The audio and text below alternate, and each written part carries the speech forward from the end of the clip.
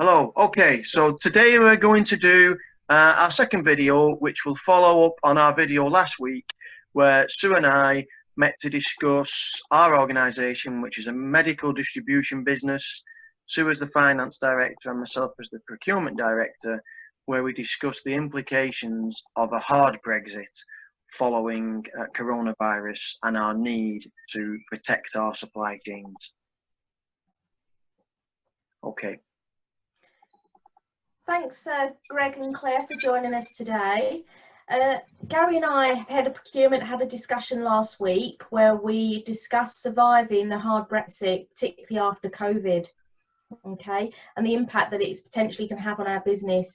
The outcome of this meeting was ultimately a discussion around changing our sales and marketing strategy going forward. However, that does mean moving away from being price-driven to a more quality-driven strategy. Gary, can I hand over to you to explain a little bit about the background to this? Okay, yep, no worries. Morning, Greg and Claire, thanks for coming. We've called this meeting just sort of to update you and make you aware from a supply chain perspective of what's going on in the external environment, both in our industry and beyond. So Sue and I met last week to discuss how we're going to protect the business, or we need to protect the business in what's definitely going to be an unsure ongoing environment from a combination of coronavirus, and we still don't know where that's going to, if and when that's going to conclude, combined with now the high potential that we will leave Europe in January next year with a hard Brexit. So it's important right now that we sort of plan for this and we do the right things to protect our business. We need to be flexible, we need to be agile, and we need to adapt to market situations and try and anticipate what's going to happen. If we do that well, we might actually, as well as mitigate risk, we might actually turn this into an advantage for us to gain market share by being first to plan for this appropriately. So I think the remainder of this year and into next year, we're going to need to have consistent supply of product, of good quality product. It will be the case, I think, that customers, I think there's going to be scarcity, and I think the customers are just going to want to get supply. We've seen that already in medical supplies over the last few months. So I think the buying emphasis is going to move from price, where it's been for a long time, to just getting it, to just being able to get the product. So for us, it's going to be about having constant availability of good quality product. And I think that we can actually take market share. And I certainly believe that into next year, only the strongest supply chains will prevail, and people are going to go out of this industry. But for us, we need to embrace it and try and use it positively. So that's what I want to discuss. And I want to discuss with you sort of things that's going on in the Far East, what's going on in Europe, what's going on in the UK, and how we can try and work with our customers to get through this difficult time. But it is going to involve some commercial stuff. So I just wanted to share that with you and have a chat about it, really, see what you think. So what do you think, Greg? Sounds wonderful so far. The market's difficult. All of our customers are telling us that the market's difficult. Availability and quality, I don't have an issue with any of this so far. What worries me is the commercial implications, which you said. That's the only thing that I can think of. But at the moment, sounds amazing. Get quality. We know that the shortages. Our customers are crying out for products. So so far so good. Okay, so but in terms of, so we're all on the same page and we understand it, and it's important, Claire, for you as well, that we can represent it from a marketing perspective. You know, as I said to Sue last time, we've got a UK backup for our top 100 products, which is the vast majority of our sales. But if we have to use that UK backup due to shortages from the Far East or customs issues in Europe, you know, the UK backup is probably in and around 30% more expensive than the Far East equivalent, as you'd imagine, which is why we buy from the Far East, but also from Europe. So we need to bear that in mind. Sort of compounding that, Far East prices have already gone between 10 to 15% because manufacturers are switching production. And there's a lot of opportunism taking place. And I think in Europe, we're also, last year we saw price increases. I think we're going to see them again, especially if there are tax implications, customs implications, tariff implications. So we need to think about that. And I think I think it would be good for us to be embracing certainly our top 10 customers as early as possible, and maybe having these discussions, maybe even workshops with them to discuss how we're going to work it through together. But commercially, things are going to move. That's just going to be what happens, and I think it's about being open and honest and working with our customers. I have to say that concerns me. I think out on the road at the moment, our customers are going through some difficult times. I think a lot of the how the industry is changing, and how, you know, the thing that they're pushing us for is lower prices. It's interesting that we talk about what's going on in the market, but surely our first concern should be our customers, and I don't think we're thinking about our customers at the moment. Okay, and that's why we're having this discussion. I think any customer that's pushing you for lower prices is just not being realistic right now, because there's no environment anywhere where prices are going down.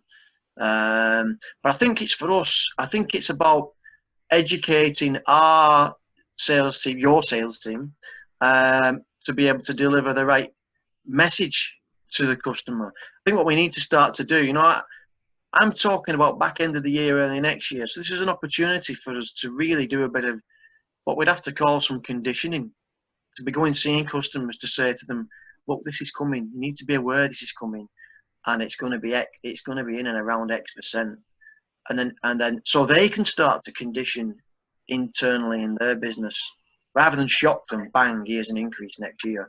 Let's start conditioning them now. If they're conditioning internally, and then maybe at the end of the year, you could go with a message saying, listen, this increase, great news, it's not going to be as high as we thought it was. Then they can deliver a fantastic message internally. But I think we need to start having those, you know, we can put it down as relationship management. We can talk to them like we're helping them. I don't know. But I think we need to be thinking in that manner, rather than just hit them out of the blue next year. Sorry, Mr. Customer, here's a 10% price increase, because they won't like it. Greg, what's your initial thoughts? What do you think your top 10 customers' initial reaction is going to be? I don't think they'll like it. I think what we're finding is out there is that there's a lot of, when we're talking to our customers, although there's things going on at the moment which are causing prices and availability issues, they're talking about the future being positive. You see about the trade talks that are happening with Australia, with America. You see all of these things in the press, and our customers are seeing that as a positive. They think that we'll be able to utilize those kind of trade and agreements and everything to lower prices. So going to them with higher prices, I'm not going to lie, is going to be a concern. Nothing's impossible. I don't think anything's going to, that we can't do any of this. However, I do think with what we've done as a strategy of holding stock, and what we've done as a strategy of over the Brexit period, can we not just weather the storm and then see what the market's going to be like in 6 months to a year's time before we start trying to tell them that prices are going to go up? Weathering the storm means us taking a hit. We can't do that. I don't. With the greatest, I don't think it's a storm. It's a permanent situation. If we have a hard Brexit, those tariff implications are going to come in for the long term. It's not a storm. And I'd have to say about Australia and America. Well, Australia is Australia, so the logistics implications are significant. And America buys all of its medical supplies from the Far East, so I don't see them as solutions for us, really. I think it would be nice. It would be really nice to try, and especially in the 2020 and what we've lived through so far, it would be really nice where we can to work with some UK suppliers and have a buy British sort of opportunity. I don't know what you think about that, Claire. Whether there's any way we can market from an added value perspective. Don't know. I've been kind of listening to what you've had to say, and the discussion, I feel, from a marketing perspective, is actually quite exciting, because it gives us an opportunity to reach out maybe to markets that we haven't before, but it gives us the opportunity, from my perspective, to change our message. Yes. It's all about quality for us. I mean, we've always been, you know, a market leader, and like you said, we wouldn't be here. We would have fallen by the wayside if we hadn't, you know, got that in place. We get a lot of referrals within business anyway, so I think it's quite exciting. Let's do the Buy British. Let's get excited about the fact, you know, that we've got a good reputation and build on that. It'll need to change some of the messaging on the website, but actually I think this is an opportunity for us to go into markets that potentially, you know, we maybe didn't, just by changing a few things, marketing wise, outreaching to people, doing some more networking, you know, events even that we could hold in house, invite people to us to really shout about what we can do. So from a marketing perspective, I mean, I'm always a silver lining. There's always something that I can hopefully be shouting about. But I do think that, you know, we do have a lot when it comes to quality, flexibility, reputation, our innovation, the fact that we can collaborate. I think all those positive things are what we need to do to shout about being British. Yeah, maybe we could even do events with us and our UK suppliers. Come and meet us and our suppliers, because that's easy to do. It's local, isn't it? Absolutely, and even new products if we've got, you know, because the product range is changing. For me, it's an exciting opportunity to really shout about us as a company, and so I'm quite excited about what we can do. I think it's just about. Sorry, I think it's about really. And this is obviously your domain, Greg, but I think we all need to work together on it. It's how we approach the customer, what we do with it, how we manage the customer. Do we try and run workshops with customers? But certainly really, really getting them involved in determining our mutual futures, that type of thing. And the marketing's about teaching people as well, teaching the customers that we know what we're doing. So I'd like to, you know, talk more about the messaging. Okay. I'm always going to be sceptical when we say that our commercial prices are going to go up, and if this is going to work, it can't be about communicating to customers. It's about educating customers, because unless we change their mindsets about what they're looking for, it isn't going to work. Okay. And that's my realm. So. Brilliant. I was just going to say, it looks like we're all on board with this then.